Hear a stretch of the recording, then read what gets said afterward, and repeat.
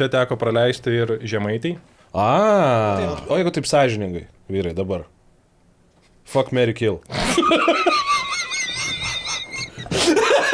Ne, norėjau paklausti, kodėl jinai Lita buvo? Nes rašytoja. Viena pirmųjų moterų rašytojų, padariusi perversmą požiūrį, tai kad moteris nebūtinai turi būti tik namų šeimininkė, bet gali ir kūrybą savo. Dabar feilino. Šiaip, pavyzdžiui, jau garbaus amžiaus būdama, nei kalbos mokėdama, nei ką, išplaukė...